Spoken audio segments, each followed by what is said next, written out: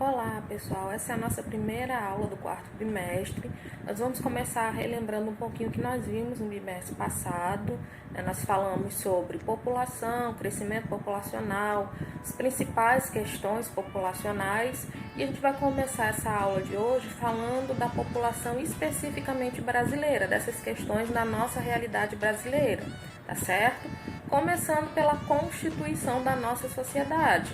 A gente trabalhou isso lá no primeiro bimestre, ainda nas aulas presenciais, quando a gente falou a respeito das questões étnicas, certo? Então, a população brasileira, o povo brasileiro é constituído basicamente por três grupos étnicos, né? Os indígenas, os brancos e os negros.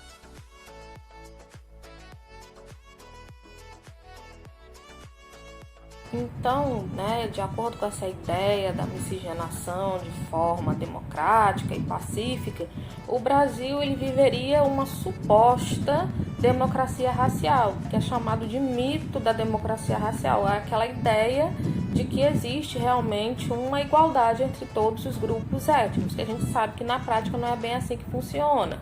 Então, uma das questões étnicas associadas à constituição da nossa população é exatamente decorrente dessa ideia inadequada de que nós temos essa democracia racial. E por tabela nós temos aí o racismo velado, estrutural, a questão da desigualdade de acesso às populações que são consideradas como minorias, como os indígenas e os negros. E a gente tem várias outras questões associadas a esse problema, como marginalidade, exclusão social, enfim,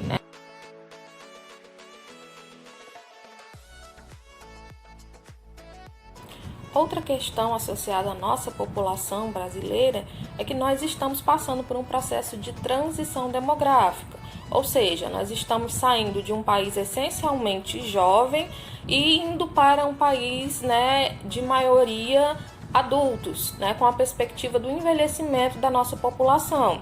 Então, essa questão da transição demográfica traz à tona aí questões problemáticas associadas ao envelhecimento da população e também na parte da economia a questão da previdência, como a gente falou, tá certo? No que se refere às questões de gênero, a nossa sociedade brasileira, a nossa população, ela foi constituída dentro de um modelo do patriarcado, certo? E isso tem algumas influências na nossa forma de lidar com a questão de gênero. A gente, apesar de todos os direitos que foram conquistados pelo movimento feminista, pela mudança gradual do papel da mulher e da importância da mulher na sociedade, nós ainda temos aí um predomínio muito grande desse pensamento patriarcal no que se refere aos papéis sociais entre homens e mulheres. Isso a gente vê refletido na questão da baixa representatividade das mulheres nos cargos de política, nos cargos de poder, ainda a questão do feminicídio, a relativização do assédio e a cultura do estupro também, que é bem presente em nossa sociedade. Bom, e por falar nessa questão da cultura do estupro, a gente tem recentemente, esse caso agora, não sei se vocês ouviram falar, estão informados sobre isso, mas o caso, da Mariana Ferrer, uma influencer que foi violentada, foi estuprada, dopada, com provas, laudo e tudo mais, e o resultado, a sentença do julgamento dela foi de um estupro culposo, ou seja, sem a intenção de estupro. Como assim, Então a gente ainda tem uma herança muito forte desse patriarcado. Então sempre que acontece um caso de estupro, se questiona, aonde a mulher estava, o que ela estava vestindo, o que ela fez, e mesmo quando se tem todas as provas materiais, ainda se duvida da palavra da mulher em relação a isso. Então ainda há uma relativização muito grande da questão do estupro. A mulher é vista como um mero objeto. Bom, e ainda dentro dessa questão de gênero, a gente tem uma outra parcela da população que sofre também por questões associadas à discriminação, a algumas reservas de direitos, alguma exclusão por parte da sociedade, que é a população LGBT ou LGBTQIA+, que, apesar de ter conquistado, né, por meio de luta e movimentos, né, da causa, direitos, né, nesse sentido, direitos sociais, ainda passa por um processo de discriminação bem intenso, né, inclusive com perseguições, né, agressões, certo? E essa população, ela é mais perseguida à medida que se afasta dentro do modelo socialmente aceito de gênero, dentro da nossa sociedade patriarcal. Então, quanto mais afeminado, travesti ou diferente, mais perseguição vai ter.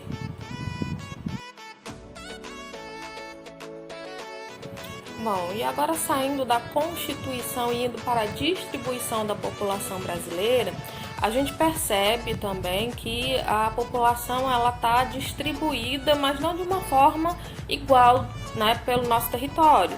Nós somos, né, a sexta maior população do mundo, né, com cerca de 211 milhões de pessoas habitando o Brasil, certo? Temos o quinto maior território, né, mundial. Mas a gente tem uma concentração dessa população em algumas áreas. E essa concentração ela se dá por fatores históricos, fatores econômicos, né, de atração para determinadas áreas, né, como por exemplo a maior parte da população brasileira se encontra nas grandes cidades, né, como São Paulo, Rio de Janeiro, Brasília, Salvador, que tem todo um processo histórico de concentração de pessoas.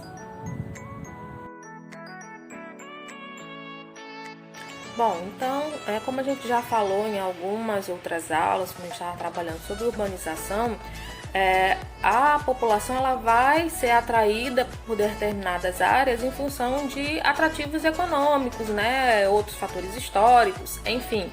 Então, essa questão da divisão da população, da distribuição da população, né, nas diferentes regiões, tem a ver com essas características que cada uma das regiões apresentam, tá certo? Então, nas nossas próximas aulas, a gente vai falar um pouquinho dessa divisão regional do Brasil e as principais características de cada região, certo? Então, a região que mais concentra pessoas no Brasil é a região sudeste. Mas por que isso ocorre?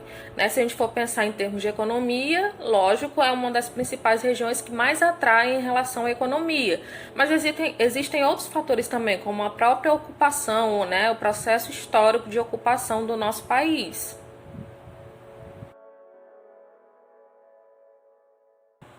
Então é isso, pessoal. A nossa aula de hoje vai ficando por aqui, certo? Nas próximas aulas a gente vai falar a respeito, né, das diferentes formas de dividir e regionalizar o território brasileiro, certo? Não esqueçam de preencher o formulário de frequência que está na descrição dos vídeos. Eu vou colocar também, né, disponível lá na parte de atividades da turma de vocês.